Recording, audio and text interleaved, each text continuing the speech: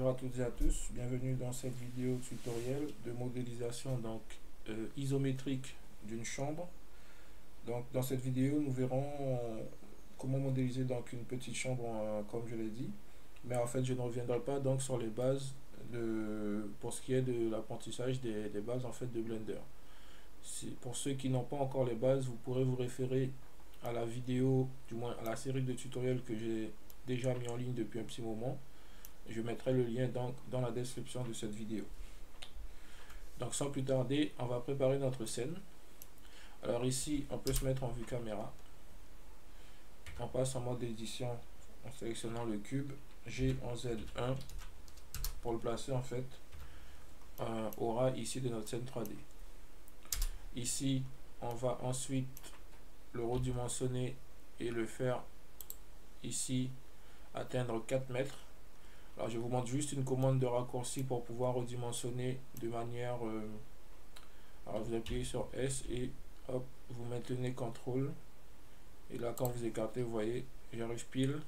Bon, en fait Blender fait des petits sauts qui me permettent en fait d'arriver à 4 mètres aussi. J'aurais bien sûr pu les rentrer aussi manuellement ici. Ok, je retourne en vue caméra, je sélectionne ma caméra, je peux la passer ici en affichage, donc 1920 par 1920 pour avoir un carré. Ensuite je peux la faire monter de G en Z2 ou 1, alors G en Z1, voilà, et G en Z, alors je monte juste on va dire 0.4, ok, G en Z.4, ok. Ici en mode orthographique, je vais passer en mode orthographique. Alors, il me semble bien que c'était bien ça en fait, j'aurais dû monter de 1, donc je fais de nouveau G en Z, cette fois-ci 0.6, voilà, et je suis parfaitement aligné au niveau de la hauteur ici. Ensuite vous pouvez rapprocher ici, on va même laisser comme ceci pour avoir une petite marge ici, donc on laisse à 7.314 notre focal ici. Pardon. Ok, maintenant on va tout de suite venir créer donc un opérateur booléen pour pouvoir en fait couper notre cube en deux. Et comme je vous avais présenté en fait dans ma toute dernière vidéo, on utilisera la table rotative pour pouvoir visualiser tout l'intérieur de notre bâtiment. Et justement on ne veut pas le couper, on ne veut pas le séparer en fait, mais on veut vraiment que ça puisse se faire de manière automatique, on va dire. Et c'est seulement en utilisant cette méthode. Donc ici Shift A, je peux venir ajouter un objet cube. En fait on peut récupérer ce cube, on fait Shift D, rotation en Z45,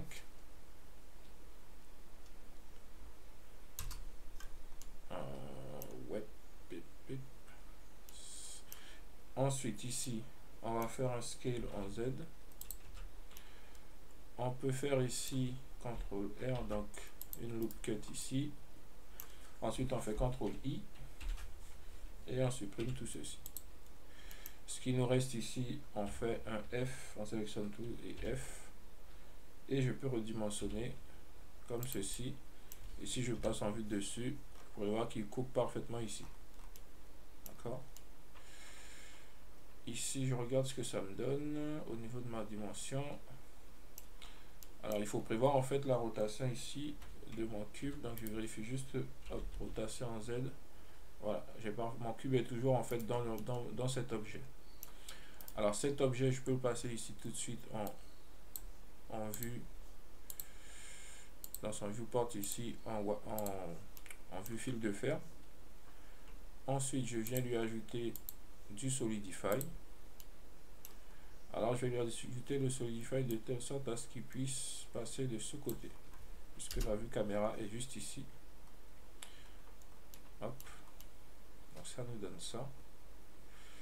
Maintenant hop, je viens ajouter mon booléen sur cet objet. Donc hop, petite erreur ici, booléen, je vais chercher ce cube et voilà, il me coupe parfaitement l'objet. Alors ici, il faudrait par contre que j'ajoute sur cet objet un nouvel opérateur ici pour avoir en fait l'intérieur de mon cube. Je vais ajouter un solidify que je passe avant. Vous voyez la différence?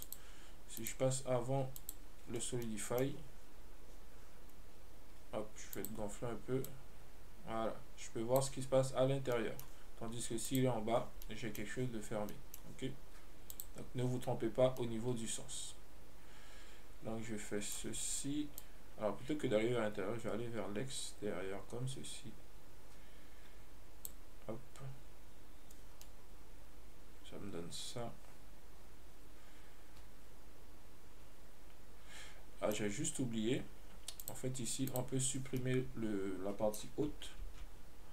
Donc cette face ici, on peut la supprimer. Ou on peut la garder, c'est comme vous voulez. Je vais la supprimer pour voir ce que ça donne. Hop. Voilà, c'était plus ceci en fait que je voulais rendu. Donc on la supprime. Et là, si vous observez, je vais juste faire tourner le cube pour que vous puissiez voir. Donc rotation en Z. Voilà ce que ça nous donne. Donc au rendu, une fois que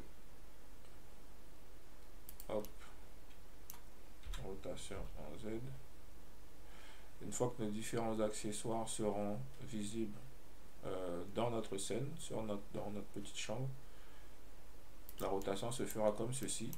Et juste ici, on va juste venir corriger ici. On veut pas en fait que, du moins je ne veux pas que le cube ici coupe la partie basse ici. Donc il suffit de simplement la faire remonter à la bonne hauteur. Alors hop, ça me crée un bug. Alors, tac, tac. Peut-être. On va juste vérifier quelque chose. Je remonte ici. Si je déplace légèrement, ah c'est bien ça en fait, c'est parce que je suis vraiment ici dans les arêtes, dans les coins en fait du mur.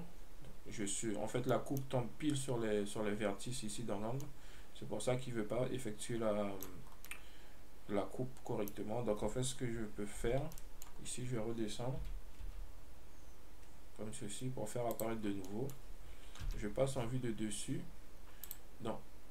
Dans global ici, vous choisissez local et là on va faire apparaître nos axes ici de déplacement et on va le faire déplacer légèrement en fait les points ici, les vertices pardon. Donc hop, on peut même entrer manuellement. Alors je sais pas si ça marchera. G en Y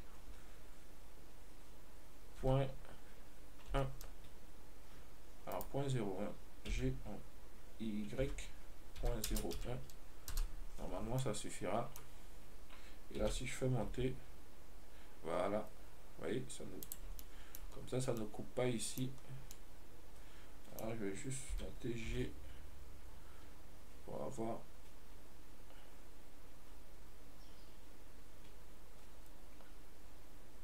On peut même laisser comme ceci. C'est une petite marge en fait. On va monter encore un peu. Ça nous permettra en fait d'avoir également la plainte. Ok, on va regarder comme ceci. Alors là aussi, pour avoir une meilleure visibilité, étant donné que notre caméra est déjà placée, et ici on va masquer tout ce qui est extra, donc la caméra, les lampes, etc. Ici cet objet, on va venir commencer à créer donc nos collections pour avoir une scène assez propre.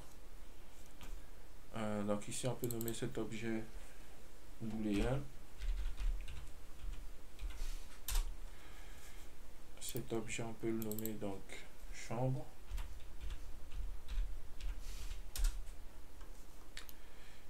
Et on peut également commencer à créer des collections pour ranger nos objets. Donc ici je me mets là, hop, new. Ici je peux nommer chambre. Ici je peux nommer extra. Et maintenant, je vais rafficher de nouveau mes extras. Je vais simplement les glisser, déposer ici. Par exemple, la lampe ici. Alors la lampe, je vais la laisser à l'extérieur, puisqu'on aura besoin qu'elle soit toujours visible. En revanche, la caméra, je peux la mettre ici. Et masquer, par exemple, ce contenu. Alors ici, moi, j'inverse en général. Je préfère avoir utilisé ici ce paramètre pour masquer les objets. Donc ici, en extra, on a notre caméra que je peux masquer. Dans chambre, je peux envoyer ce bâtiment. Donc dans la chambre, hop, comme ceci. Et booléen, je peux renommer ici booléen.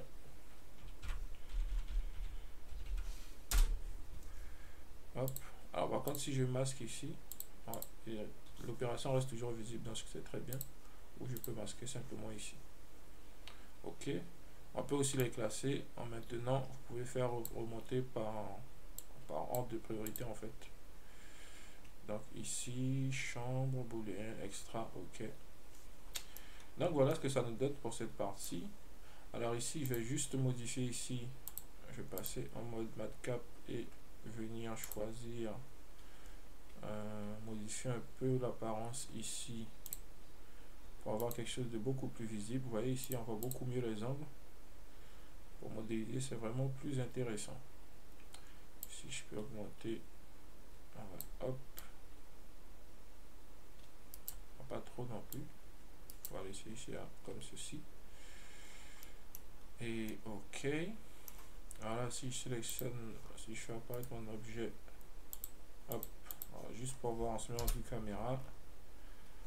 Ici, je vais masquer de nouveau le move. Donc rotation en Z. Ah non, en fait, c'est le bâtiment que je dois sélectionner, pardon. C'est le bâtiment qui tournera en fait sur lui-même. Donc ici, je peux masquer finalement. Je sélectionne le bâtiment, donc rotation en Z. Vous voyez, notre bâtiment se coupe automatiquement à mesure qu'il va tourner. Et c'est exactement ce qu'on veut en fait pour notre rendu. Ok. Et donc voilà, on va s'arrêter là pour cette première partie. J'essaie vraiment de vous faire des vidéos très courtes pour que vous puissiez pas décrocher en cours de chemin. Et je pense que ce sera beaucoup plus intéressant de cette façon. Donc je vous dis à très bientôt pour la suite.